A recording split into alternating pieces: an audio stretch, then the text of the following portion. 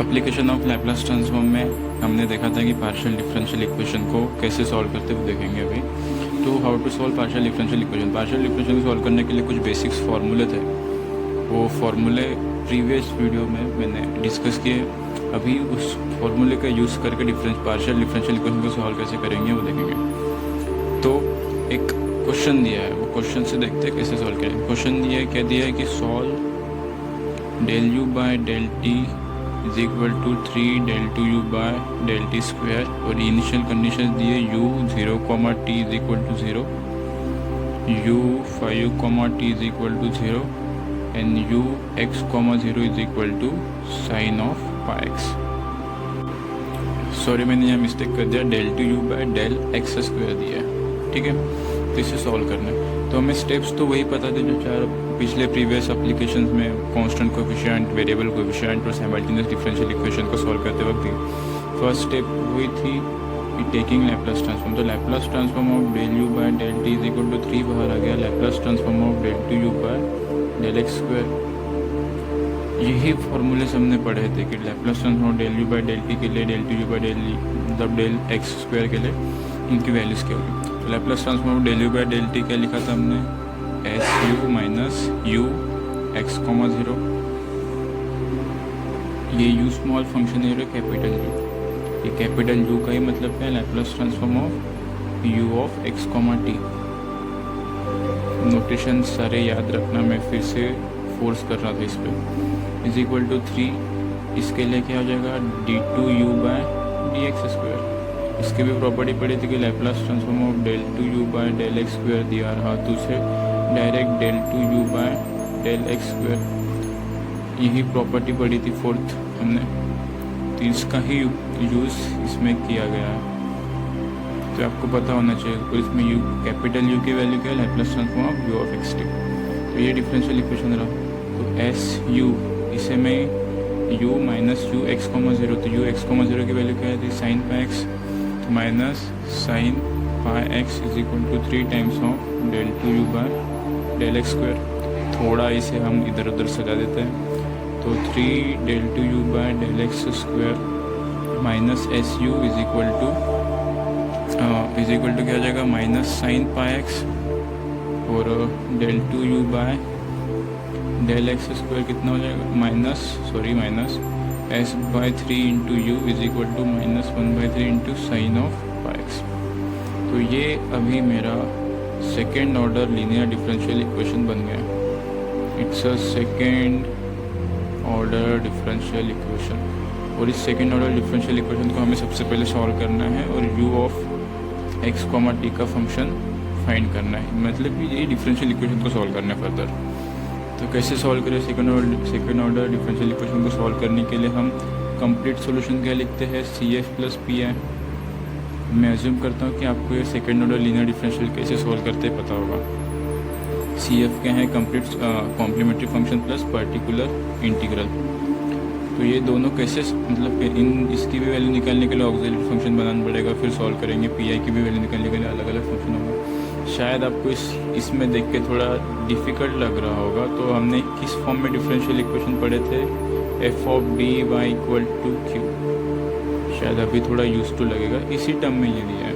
अगर इस टर्म में मुझे इक्वेशन लिखना है तो कैसा हो जाएगा, ये D square minus s by 3 into u is equal to minus 1/3 sine of pi x. यहाँ पे q की वैल्यू भी दिखाई दे रही है, D square minus s by 3, और d की वैल्यू क्या हो जाएगी यहाँ से, डेल टू मतलब del 2u by del x square.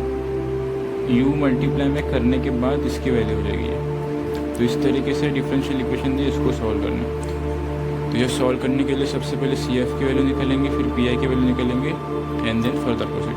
तो CF की वैल्यू निकालने के लिए मुझे क्या करना पड़ता है कि y की जगह 1 रिप्लेस करना पड़ता है। ये equation second order linear differential equation solve करने के लिए y की जगह 1 और q की जगह 0 पुट करना पड़ता है, और d को m से रिप्लेस करना पड़ता है। तो सिंपली ये इक्वेशन में y की जगह u रिप्लेस है तो u की जगह 1 पुट करेंगे, q की जगह ये है तो q की जगह 0 पुट करेंगे, और d को m से रिप्लेस कर देंगे। तो इस इक्वेशन को क्या लिख सकता मैं, m square minus s by 3, y की जगह 1 और q की जगह 0। तो यहाँ से मुझे दिख रहा है कि m की दो वैल्यूज़ आएगी, +√s/3 एंड -√s/3। तो ये m की दो रूट्स आ गई। उस हिसाब से अब मैं कॉम्प्लीमेंट्री फंक्शन लिखूँगा। तो हमने यहाँ तक देखा था कि ∂u/∂t = 3 ∂u/∂x² के लिए ये second order linear differential equation बन गया। तो कंप्लीट सॉल्यूशन CA + PI से लिखेंगे और फिर वहाँ से ऑक्सिलरी इक्वेशन बना के हमने m के दो रूट्स बनाए। तो यहाँ से CF की वैल्यू क्या होगी, ae⁻m1x + be⁻m2x ऐसे लिखते हैं। आई होप आपको ये पता होगा सेकेंड ऑर्डर लीनियर CF की क्या कैसे वैल्यू लिखा जाता है। तो ae⁻m1x, m1 का root under s/3 × x plus be⁻√√s/3 × x। तो ये हो गई मेरी CF की वैल्यू।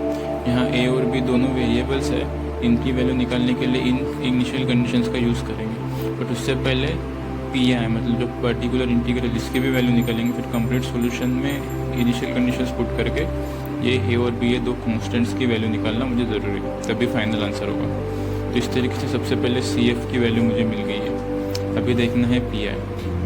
तो हमने CF की वैल्यू निकाल ली। अब हमें PI की वैल्यू, पर्टिकुलर इंटीग्रल की वैल्यू निकालनी है। पर्टिकुलर इंटीग्रल का फॉर्मूला क्या है, 1/f(d) × q। तो f(d) की वैल्यू कितनी थी और q की डिफरेंट वैल्यूज़ के लिए f(d) के ऊपर मतलब कैसे सॉल्व करेंगे, उनकी अलग अलग कंडीशंस रहती हैं। तो मेरा q क्या है, -1/3 sin(πx)।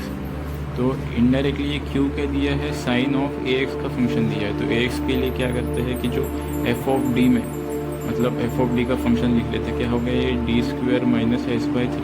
f(d) का फंक्शन पता था, q की वैल्यू कितनी थी, -1/3 sin(πx) थी। तो ये q sin ax का फंक्शन है, तो a की वैल्यू कितनी हो गई, पाई हो गई। तो sin ax के लिए, sin ax से cos ax रहा, तो वहाँ पे d² की जगह हम -a² से रिप्लेस कर देते हैं। तो यहाँ पे a की वैल्यू कितनी थी, पाई, मतलब यहाँ d² को मैं -π² से रिप्लेस कर दूँगा। तो आपको पता होना चाहिए, मैं डायरेक्ट लिख रहा हूँ, कन्फ्यूजन ना हो। तो -1/3 बाहर निकाल लिया, ये sin πx as it is, और नीचे d² की जगह -π² से रिप्लेस करना है, -s/3। ठीक है, तो ये माइनस कॉमन निकाल के इधर प्लस आ जाएगा, प्लस कर देता हूँ। 3 से मल्टीप्लाई कर दो तो 1/3, 3 ऊपर चला जाएगा, 3 sin of πx, नीचे कितना बचेगा, 3π² + s। 3 से 3 कट गया तो PI की क्या वैल्यू आ गई, फिर यहाँ से sin of πx / 3π² + s। तो ये हो गई मेरी पर्टिकुलर इंटीग्रल की वैल्यू। तो अभी कंप्लीट सॉल्यूशन, तो मेरा कंप्लीट सॉल्यूशन क्या लिखते हैं हम, CF + PI। CF की क्या वैल्यू थी, ae⁻√s/3 × x plus be⁻−√s/3 × x plus CF की वैल्यू होगी, PI की वैल्यू क्या थी, sin πx / 3π² + s। अब यहाँ पे कंप्लीट सॉल्यूशन में आंसर तो आ गया मेरा। ये सेकंड इक्वेशन था, फर्स्ट इक्वेशन CF की वैल्यू थी। बट यहाँ पे a और b दोनों वेरिएबल्स है, तो सबसे पहले मुझे a और b इन दोनों की वैल्यू निकालना ज़रूरी है। और एक कंप्लीट सॉल्यूशन मतलब ही किसका सॉल्यूशन था, मेरा u का, क्योंकि कंप्लीट सॉल्यूशन u के टर्म में मिलने वाला है मुझे, कैपिटल U के टर्म में। ae⁻√s/3x प्लस be⁻−√s/3x और plus sin of πx / 3π² + s। तो ये था। इससे पहले मुझे इन्वर्स लैप्लास ट्रांसफॉर्म, u मतलब ये क्या था, Laplace transform of u of x, t। अब इस फोर्थ स्टेप में क्या, सिंपल इन्वर्स लैप्लास ट्रांसफॉर्म लेंगे। तो उससे पहले थर्ड स्टेप में इनिशियल कंडीशन पुट करके a और b की वैल्यू निकालना ज़रूरी है। इनिशियल कंडीशंस क्या थे मेरे पास, ये 3 कंडीशंस थी, u of x 0, t 0, 5, t 0, x, 0 sin x। तो ये तो हो गई मेरी, नहीं ये भी बाकी है, तो ये तीनों कंडीशन का यूज़ करेंगे अभी। तो फर्स्ट कंडीशन देखते हैं कि u, 0, t पे इसकी वैल्यू 0 दी है। तो Laplace transform of u 0, t is equal to capital U 0, s is equal to 0, यही वैल्यू दी है। ये समझना चाहिए t का x कैसे रिप्लेस हो गया। अगर हम किसी भी फंक्शन के लिए लैपलेस ट्रांसफॉर्म निकालते हैं। Suppose Laplace transform of F of T निकाला मैंने, तो 0 से लेके इन्फिनिटी ई का power minus S T F of T into D T था ना। तो टी यहाँ पे एस पैरामीटर है, और जो बचा कुचा रहता है वो आंसर किस में आता है, एफ ऑफ एस में आता है। एफ ऑफ एस में क्यों आएगा आंसर इस बार, क्योंकि टी के टर्म में इंटीग्रेट कर रहे हो टी के लिमिट पे, तो टी कंप्लीट वैनिश होने वाला है। एस पैरामीटर है तो एस बच जाएगा, तो जो आंसर फाइनल आएगा वो सिर्फ एक्स एस के टर्म में होगा। तो यही दिया है कि जब इनिशियली मेरा यू एक्स और टी का फंक्शन था, तो लैपलास ट्रांसफॉर्म लगाने के बाद टी तो कंप्लीट वैनिश होने वाला है और एस बचेगा सिर्फ पैरामीटर। तो नेक्स्ट मतलब जो लैपलास ट्रांसफॉर्म जो u बचेगा मेरा लैपलास ट्रांसफॉर्म वो इस फंक्शन का जो आएगा वो अब x और s का फंक्शन रहेगा। यही लिखा है यहाँ पे जो u ऑफ 0, x, t का जो फंक्शन था लैपलास ट्रांसफॉर्म के x, s का फंक्शन बन गया। यानी कि इस u ये कंडीशन देखो u of x, s is equal to 0, मतलब कि यहाँ पे x की जगह ये जो फाइनल आंसर आया है मेरा x, ये क्या है u x, s का ही फंक्शन है ना। x भी वेरिएबल दिख रहा है यहाँ पे, s भी वेरिएबल दिख रहा है, x, का फंक्शन ही है। यहाँ पे x की जगह 0 पुट करनी, s की जगह ऐसे रहने देना इक्वल टू 0। तो ये मेरी फर्स्ट कंडीशन है जो हम पुट करेंगे यहाँ पे। तो x की जगह 0 पुट कर दे, क्या हो जाएगा e का पावर 0 1, e का पावर 0 1, और x की जगह 0 साइन 0 0, तो ये भी कट जाएगा, ये 1 मतलब सिर्फ 0, और ये फाइनल कितना था 0 के इक्वल है, तो यहाँ 0 इक्वल टू सिर्फ a प्लस b बचेगा। यानी कि क्या बचेगा कि according to first condition 0 is equal to a plus B, ये मुझे वैल्यू मिली थर्ड इक्वेशन। अब सेकंड कंडीशन से भी देखते हैं। सेकंड कंडीशन क्या थी मेरे पास, u of 5u, t become equal to 0 दिया, यानी कि ही Laplace transform of u, 5u, t is equal to capital U 5u, s become equal to 0। ये कंडीशन, तो मुझे x की जगह इस बार 5 पुट करनी है, s की जगह ऐसे रहेगा एज इट इज़, ठीक है। तो according to the second condition से गिवन इक्वेशन क्या हो जाएगा, u की जगह 0 ही था, तो 0 इक्वल टू a e का power root under s by 3 into 5u plus b e का power root under minus of root under s by 3 into 5u। यहाँ पे x मल्टीप्लाई में था, x की जगह 5 पुट किया मैंने, तो प्लस क्या था साइन ऑफ पाई x, तो पाई x की वैल्यू 5, साइन 5 का होगा, नीचे कितना हो जाएगा 3 pi square plus s as it is. तो इस तरीके से इक्वेशन बनेगा। इसे फर्दर सॉल्व करते या फिर यही मेरा फोर्थ इक्वेशन हो जाएगा, ठीक है। तो यहाँ से आपको दिख रहा होगा कि साइन 5 पाई, इसकी जो वैल्यू है साइन 5 पे 0 आ जाएगा, तो ये पूरा कैंसिल हो जाएगा। तो फाइनली मेरे पास सेकंड कंडीशन से इक्वेशन क्या बनना, 0 is equal to a e का power root under 5/3s plus b e का power root under s by 3 into x की जगह 5 है यहाँ पे, इंटू मल्टीप्लाई में 5 एज इट इज़। तो ये फोर्थ इक्वेशन बना।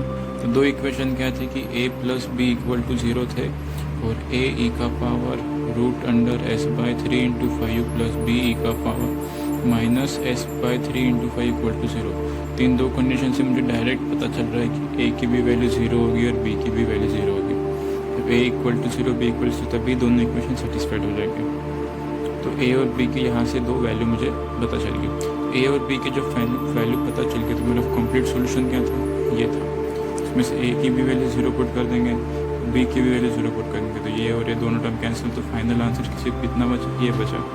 तो मतलब कि मेरा u ऑफ x, s का फंक्शन क्या बचा, sine of pi x by 3 pi square plus s, ये बचा। अभी क्या करना है, ये मेरा फाइनल आंसर हुआ कि नहीं। तो लैपलास ट्रांसफॉर्म ऑफ u की वैल्यू कहती है Laplace transform of u of x, t। Original function मेरा x, t, तो इसमें आंसर मतलब कि क्या करना है, इनवर्स लैपलास ट्रांसफॉर्म लेना पड़ेगा। यही मेरी कितनी थी, स्टेप 4 थी कि क्या करना है कि टेकिंग इनवर्स लैपलास ट्रांसफॉर्म। तो अभी क्या हो जाएगा, inverse Laplace transform of u x, s become equal to inverse Laplace transform of sine pi x 3 pi square plus s, ठीक है। यहाँ पे u x, t ये कैपिटल U है, ये स्मॉल u है। अभी इसका इनवर्स लैपलास ट्रांसफॉर्म एस में था, एक्स और एस में था, अभी एक्स और टी का फंक्शन बन जाएगा। इज इक्वल टू, ये तो साइन पाई एक्स बाहर आ गया, inverse Laplace transform of 1/s plus 3π²। ये कितना लिखेंगे इसका, साइन पाई एक्स से कितना e का पावर -3π² हो जाएगा into x, 3π² into t, sorry अभी हमारा एक्स और टी का फंक्शन है, पता होना चाहिए। 1/s माइनस ए का इनवर्स लेप्लास ट्रांसफॉर्म हम लिखते हैं e का पावर at, वही दिया है s प्लस 3π² तो एक ही जगह किसने -3π² ने रिप्लेस किया, तो माइनस e का पावर at, ए की वैल्यू 3 इंटू टी। तो इस तरीके से मेरा जो ओरिजिनल फंक्शन था, मतलब जो फाइनल सॉल्यूशन क्या आ गया, साइन पाई एक्स e का पावर -3π² इंटू टी।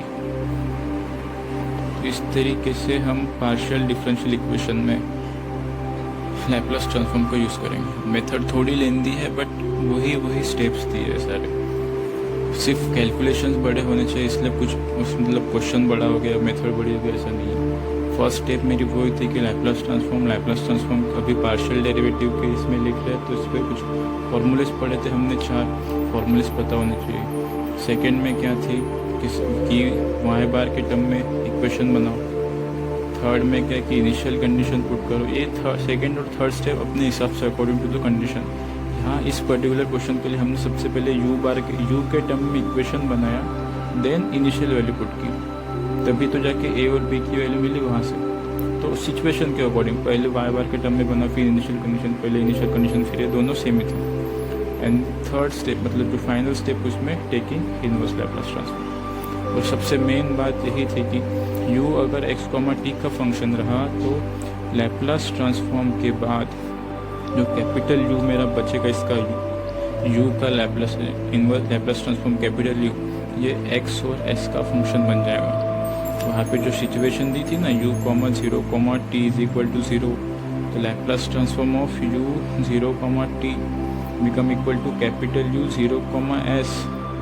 ये t की जगह s क्यों रिप्लेस किया, ये सबसे बड़ी ये बात समझनी चाहिए सिर्फ कि जो ओरिजिनल फंक्शन था उसका लैप्लास ट्रांसफॉर्म के बाद जो फंक्शन x और t का था वो फंक्शन अब x और s का बन जाएगा। तो छोटी छोटी बातें हैं जो लैप्लास ट्रांसफॉर्म मतलब यही क्वेश्चन सॉल्व करते वक्त ध्यान रखनी चाहिए, उस हिसाब से हम क्वेश्चन सॉल्व करेंगे और बाकी सिर्फ आपको कैलकुलेशन पे अपना ध्यान देना पड़ेगा। तो इस तरीके से एप्लीकेशन ऑफ लैप्लास ट्रांसफॉर्म का यूज़ करके हम पार्शियल डिफरेंशियल इक्वेशन को सॉल्व करेंगे।